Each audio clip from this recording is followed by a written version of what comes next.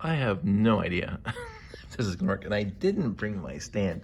I'm in a hotel right now because I'm on a business trip that I had to get to. I'm doing a rollout tomorrow. So I'm in Le Bal-Provence, Quebec, Montreal to be specific, and even more specific, I'm in Pointe-Claire, which is a suburb of Montreal, and I'll be working tomorrow. So I decided whilst I was hanging out in the hotel room and having nothing to do besides watching the Chicago Fire PD and Med on TV, I would bring my old laptop, the one that I got working last night. This is an HP 9470. I think I want to say, well, I've been 3 plus 8. It's probably at least 10 years old. It is running Windows 10, which is great.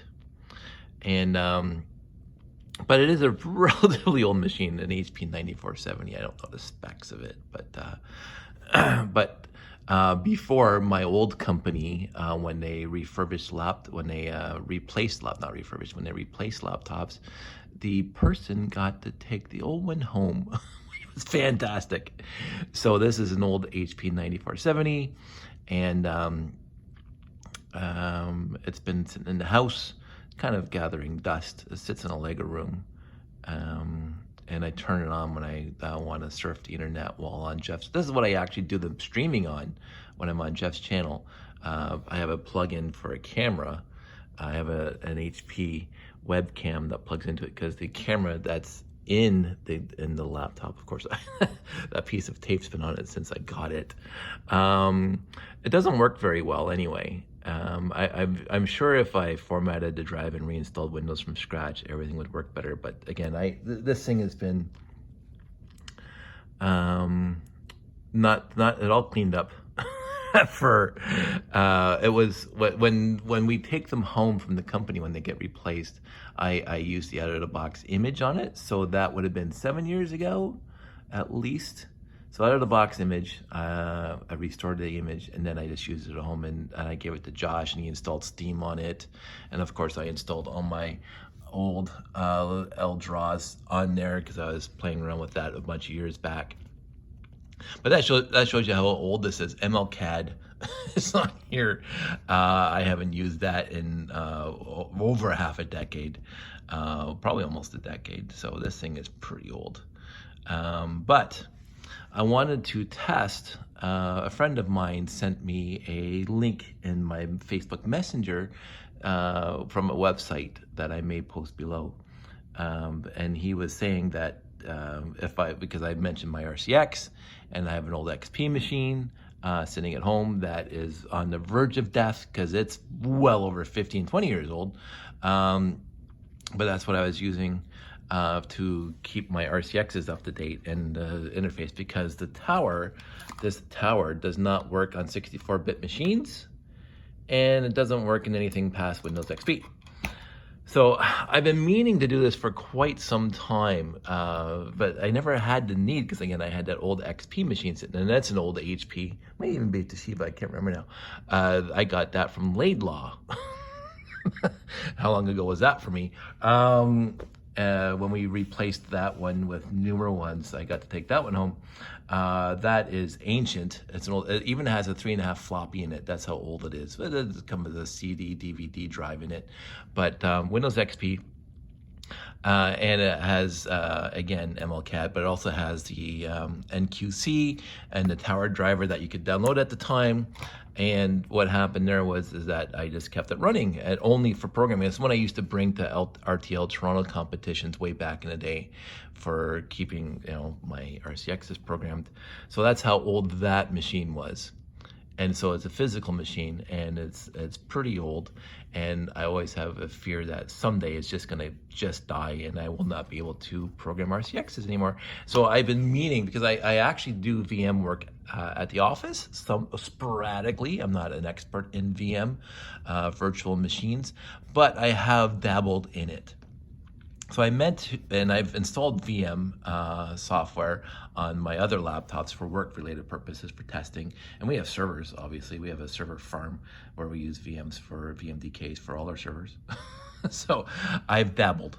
I'm not an expert, but I've dabbled. So with my understanding of VMs, there's free versions of VM that you can download and just have a virtual desktop of whatever operating system you want.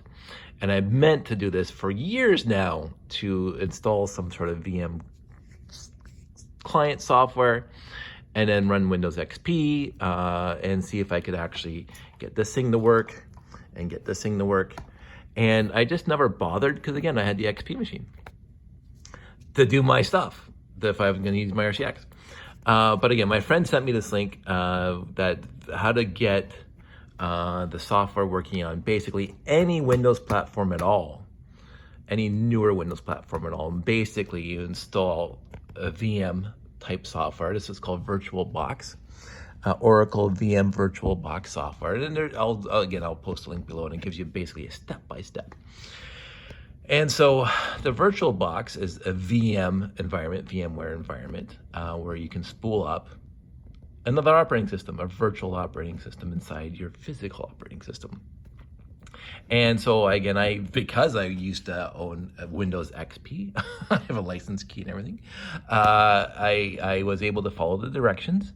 I had to change a bunch in order for me to be happy and to make it work properly, because I was having a difficult time with the specific directions. But overall, they were pretty clear and they should work. But I had to do some modifications in order for it to work for me on this platform. And so what I'm going to do now is that there's no batteries in here, but I did bring the wall wart. You can see it's plugged in, and I have so many RCX 1.0s, 1.0, and so I just power supply. So if I turn it on and I unplug it, it goes away. So it's off. So there's nothing. There's no batteries in here at all. But when it's plugged in, and again, I should have brought my stand for the phone so I could do two-hand stuff. So now it's on, but of course, now there's nothing on here, because everybody who remembers the RCX knows that as soon as you unplug it without batteries, everything goes back to basically the factory reset, back to scratch the day you got it out of the box. There's no EEPROM, what we used to call writable memory that stays after the power's off, which is sad. So we'll have to update the firmware and everything. But I wanted to show you from scratch.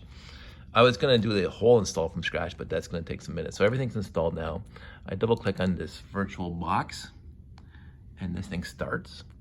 And I have a Windows XP version, and this is all the stats for the Windows XP, 32-bit. I think it has to be 32-bit. The instructions say you can use 64-bit. That's why I ignored the instructions, because I was told that the driver for this thing does not work on 64-bit machines, which is a limiting factor, and it doesn't work on anything above XP.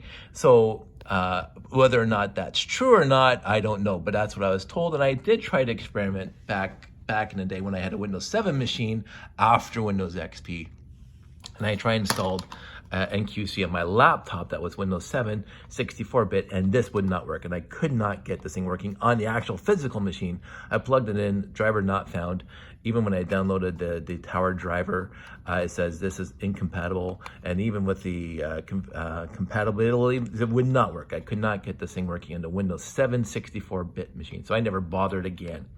Now I'm told that the serial cable, the old 9-volt serial cable IR tower does work basically on any Windows platform.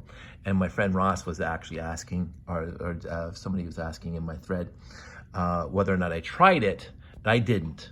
And I was, of course, now I'm in a hotel, so I can't try it because I got so many 9-volt IR towers at home. And I actually have a USB to serial converters because I'm in IT and I have to plug in the switches and crap. So I got a bunch of USB to serial connectors. So I could try that later, but not now. So anyway, so this is my Windows XP machine. It is 32-bit. I put basic memory at 2 meg. Or 2 gig, I mean, a hard drive, floppy optical, because whatever. And then 128 meg of video memory, blah, blah, blah. And I made, I think, a 40 gig, a 127 gig virtual drive. Now, I had to clean off a lot of this stuff that yeah, I saved a bunch of old GoPro videos from back in the day that I never bothered cleaning up. So I had to delete a lot of hard drive space in order to get the hard drive space to run this thing. And then of course I enabled the USB controller because of course it has to connect via the physical USB into the virtual environment. So let's see if this still works today. So I'm going to come over here and I'm going to hit start, and the VM should start in a window somewhere. Come on, hello computer. There we go. So here's Windows XP. It does give a lot of errors and information messages at the top, which is I find very, very, very annoying. So here's Windows XP. And it's going to log in. I did not put a password on it because, again, this thing's not even connected to the internet. Even the physical box is not connected to the internet. So I have no access to the internet, and that's fine.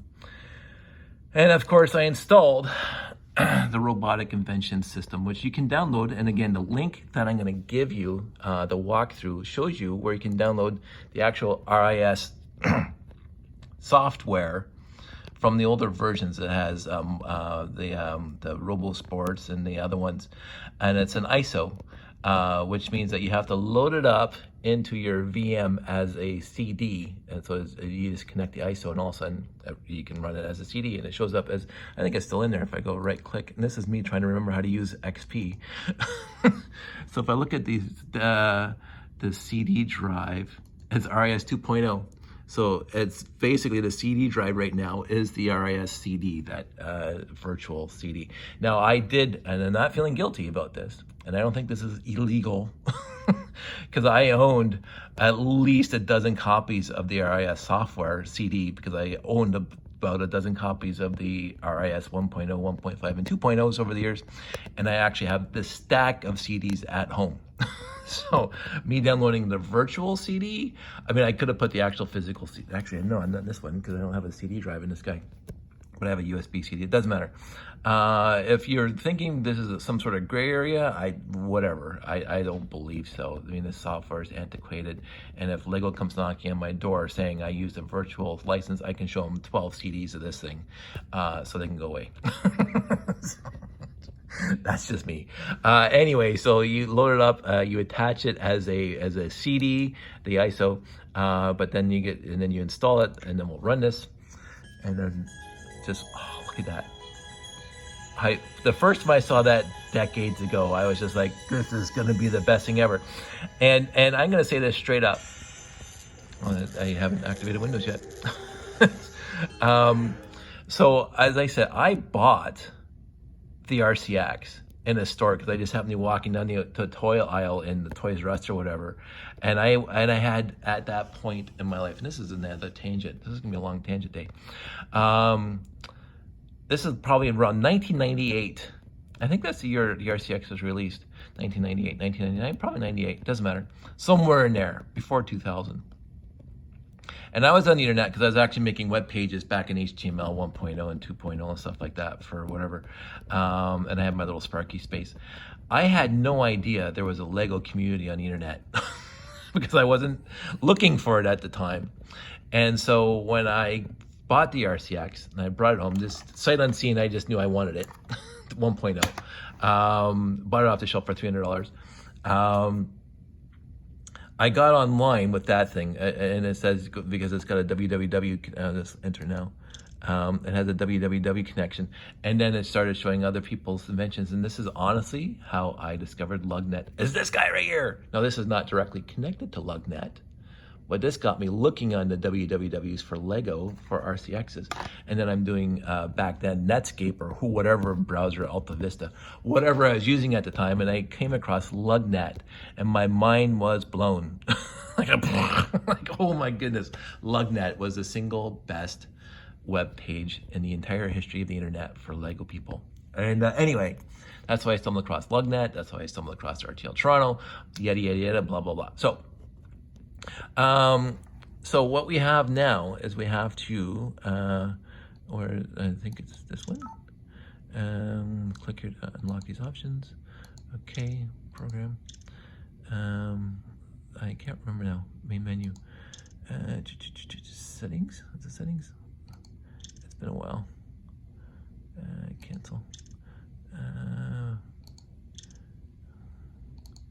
I think think I was just here last night. Welcome to the Robotics Invention System Training Center. Come on. That's why I want to use NQC, because I forgot how to use this thing. I need to download. There we go. I don't think this is going to work, so I'm going to plug this thing in now into the USB on the side. I should find it. So I got this thing now. This is on the bed. I should have done it maybe over on the table. And there it is. You hear it. And then I think initializing.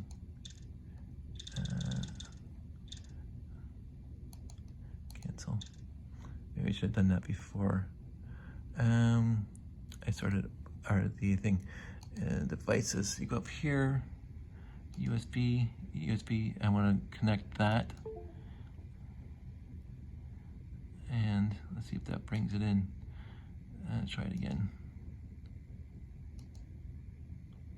Failed to attach USB. There we go. Now it's loading, maybe.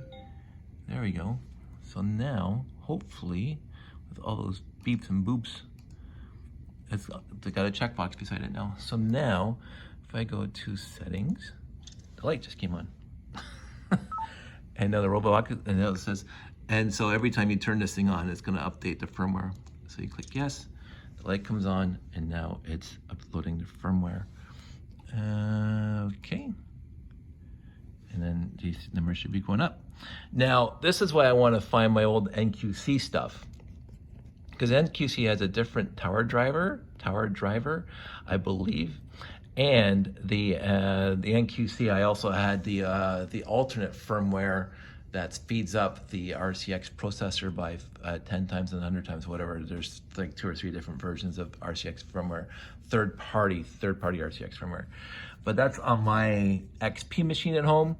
I'm gonna copy those over to a USB stick, the NQC program, as well as the tower driver, and also the new alternate firmware, and even the LDCCs, to keep them on here. So I'll have the LDCCs, so I can program my train controller RCX, and then the alternate firmware for the RCX. But as you can see, this is now uploading the firmware. It always takes so much time, but it is working. So this is on a Windows 10 machine. Yes, an old machine, like almost a decade old.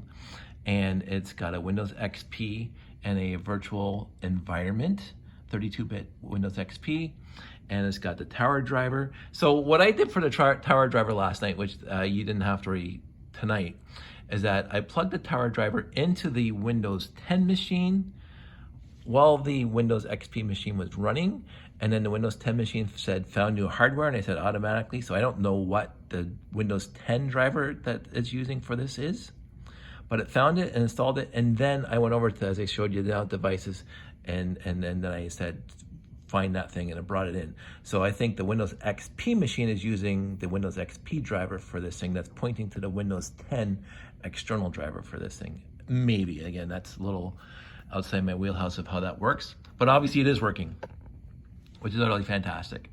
Now, the one thing I had yesterday is that after it uploaded their firmware and the RCX beeped with the new firmware on it, that thing came up with an error code. So I'm gonna see if it does it tonight. Because again, the error code was kind of irrelevant because the RCX was happy with the new firmware, the uploaded firmware. And this thing just said an error. So we're halfway and I got a vamp for another couple minutes. So what else is there to talk about? I really have to get to the point where I have all my stuff in one spot. And so if something happens to this laptop, I can just start over on my newest laptop or whatever. I think VirtualBox will run basically on any operating system. I think they're coming out with updates all the time, so it'll run on whichever laptop you have or desktop you have, as long as you still have USB ports. I know my latest laptops that were rolling out at work only have USB 3 laptop or USB 3 connections. I didn't see any USB 2.0 and lower connections.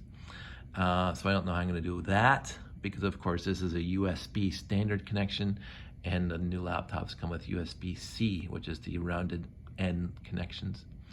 but I think the docking station has USB, the old USB connections. Whatever, I'm not gonna worry about it too much. I got this running now. I'll tackle every other thing as it comes along. I'm sure there's USB-C to USB converter cables, blah, blah, blah.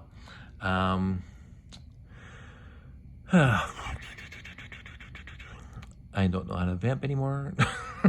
So, but we're almost there. We're at 2138, 2140. I will say the IR communications is a lot different than the NXT, which you have a direct USB connection, and the EV3 connectors for updating firmware. And of course, those things do not have volatile memory in them for the firmware. When you update the firmware, it stays no matter if you have batteries in it or not, as far as I remember. Whereas, as I said, the RCX. What I normally do for my RCX is that I leave in my layout, because when they're in the layout, they're plugged in to power, but I leave 6 AA batteries in there when they're in storage. There you go, the storage. And this thing is still saying something. And so the RCX is updated. I already did that. So, yeah, so the software here is having a tough time for that. But what I did, and so we're out of here, and then we got cancel. So now we have an updated RCX. There's nothing to run. So there's the port 1, touch port 2, or sense port 3, and then the 3 motor ports. And the latest RCX 2.0 software is now on this thing. Now, I didn't bring any motors or sensors to plug into this thing, but you can see it's obviously working just fine. Now, of course, if I unplug it right now, it'll lose the firmware and I'll have to start from scratch. But you can see, anybody who knows RCXs know that this is the RCX 2.0 stuff, because it has the that symbol there, which when it's reset doesn't actually show that. And then you can just use the programs and the stuff that came in the original RCX 2.0 kit, blah, blah, blah. This is why I want NQC, because NQC has better accessibility to this thing than the RIS software, even to 2.0. I actually never used the 2.0 software at all. When I bought my 1.0 box the first time, yes, I went through all the kits and all the builds and all that stuff and got used to it. But the second I came across NQC, which I believe came out before the 2.0 came out, I didn't even bother with Lego Mindstorm software anymore. The NQC is all I use for programming from there on out.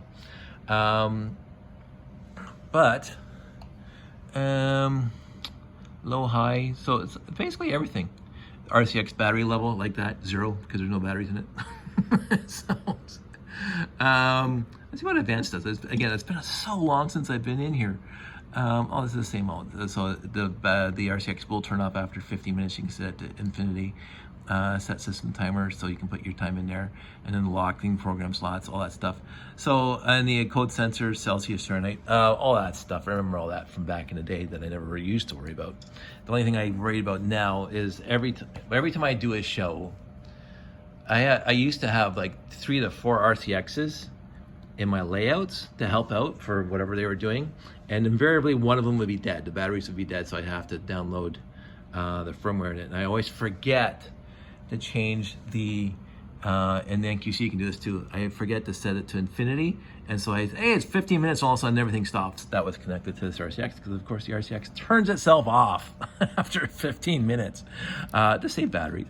So I adore this thing. I do have a few, thankfully. So if one blows up, I got a few more.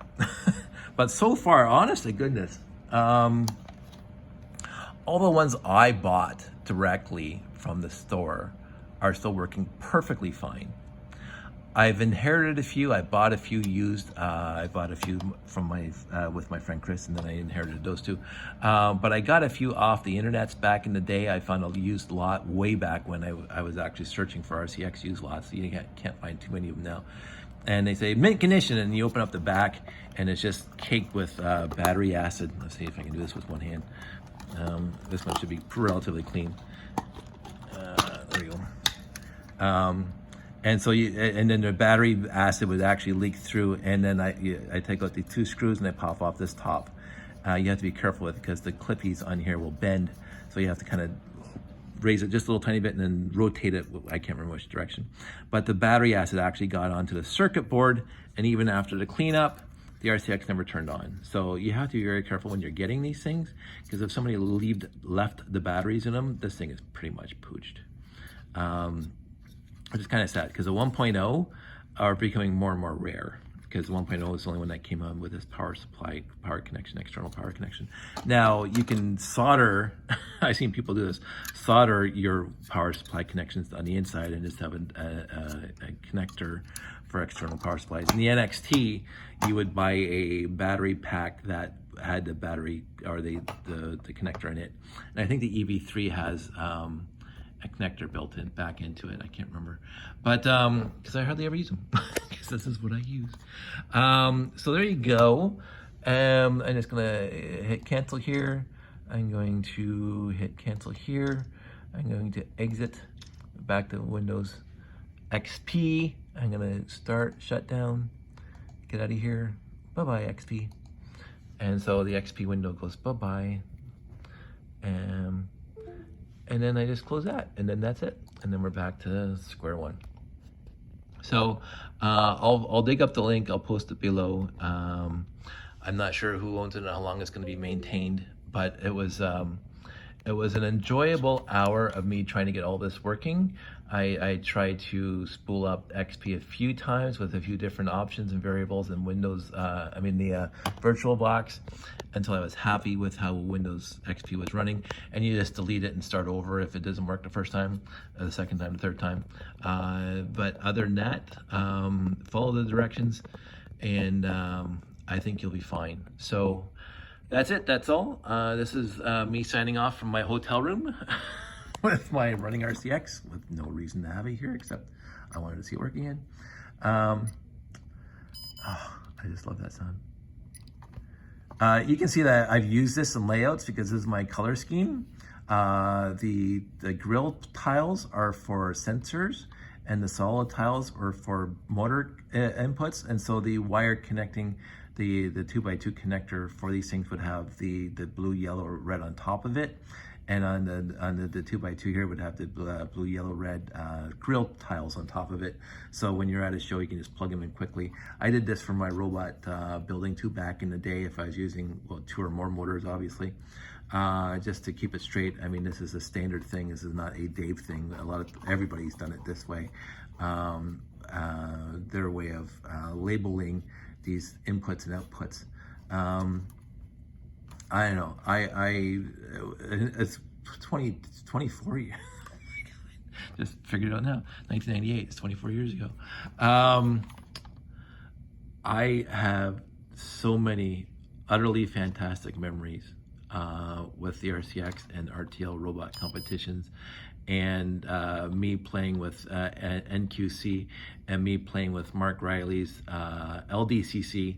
And you can go back in my YouTube channels and find my Palisade Villa, where I had RCXs running 2 trains concurrently, like complete control over the entire train layout, and using sensors and whatever to know where the train was in the layout, and so the trains go back up and reverse and do stuff. This thing was so versatile in Lego building, and I had a problem with the NXT, that it wasn't as versatile as this thing was for standard Lego builds. The NXT was for building robots exclusively. It was very tough